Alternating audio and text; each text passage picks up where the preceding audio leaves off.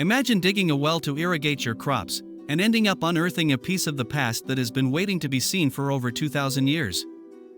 In 1974, a group of farmers in Shaanxi province, northwest China, were working the land during a particularly severe drought. They needed water, so they started digging. What they found was not exactly a spring.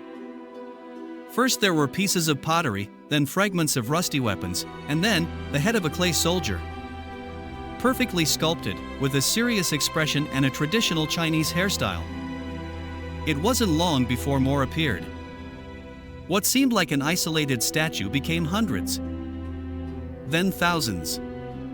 Unwittingly, those farmers had unearthed the entrance to one of the most shocking archaeological discoveries of the 20th century. An army of more than 8,000 Terracotta Warriors, buried underground for more than 2,200 years.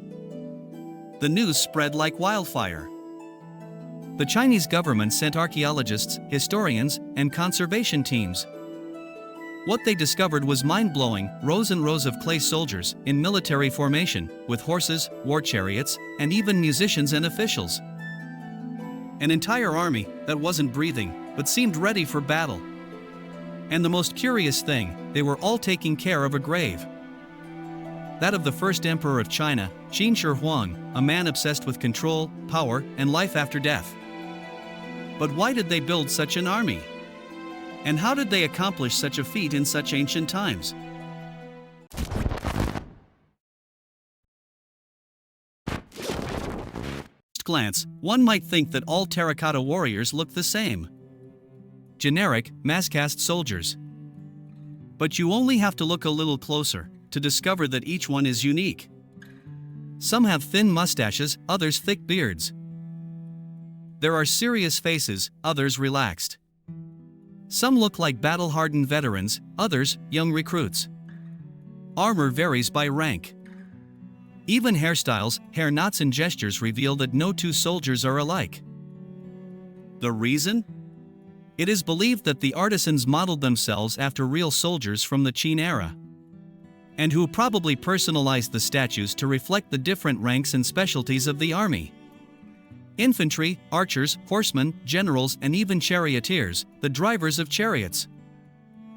And there aren't just soldiers. Musicians, officials, acrobats, and even statues of animals like horses and birds have been found. An entire military ecosystem prepared to accompany the emperor in his afterlife. But how were they created? Experts believe basic molds were used for the body, but the faces were hand-sculpted one by one. The detail work is so precise that wrinkles, nails, and individual marks can be seen on some figures. And that's not all. Originally, they were painted in full color.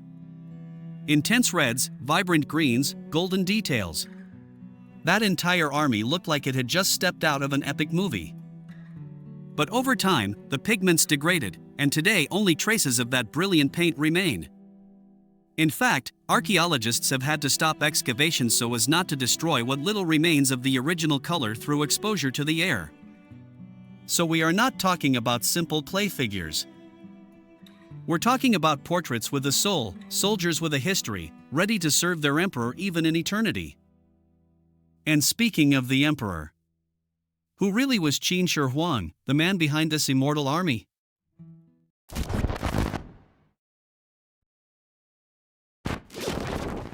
Qin Shi Huang was not just any emperor.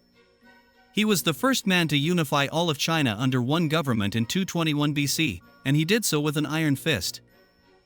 He built roads, standardized writing, currency, and began to build the most famous wall in the world.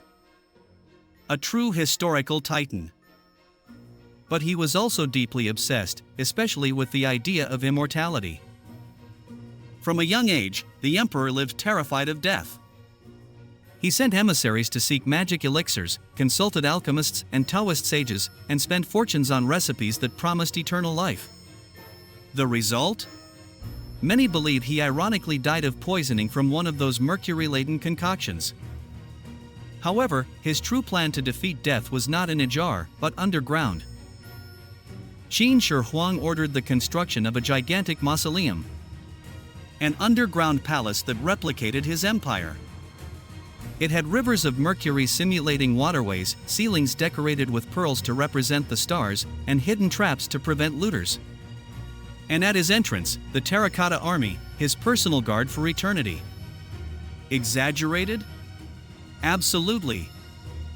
But also consistent with his vision: if in life he controlled all of China, in death he should reign in the same way. The most shocking thing is that this tomb has not yet been opened. Only the surrounding complex has been explored.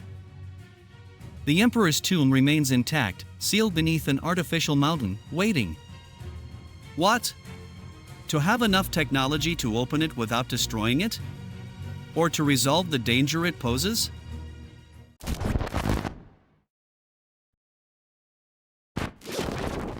You'd think that, with all our modern technology, we'd have already entered the tomb of China's first emperor. But no. More than 2,000 years after its construction, the mausoleum of Qin Shi Huang remains closed, intact, and shrouded in mystery. The reason? It's not just historical respect or because it's difficult to excavate. It's because what's inside could be deadly. Ancient Chinese chroniclers, such as Sima Qian, described the mausoleum as containing rivers and oceans of mercury, designed to resemble the landscape of the empire. It sounds like mythological exaggeration until modern science came along. When investigating the area with soil sensors, archaeologists detected high concentrations of mercury in the subsoil of the burial mound. That is to say, the ancient chroniclers were probably not inventing anything. And if it is true that there are sealed chambers flooded with liquid mercury, opening them without the proper equipment could release toxic fumes. Deadly for archaeologists, and devastating for the archaeological remains that are still preserved. Furthermore, the technology to explore without destroying is not yet fully developed. China has chosen to wait, so as not to repeat past mistakes where invaluable discoveries were destroyed in seconds upon contact with air. But that hasn't stopped the theories. Are there automatic traps inside, like in the legends?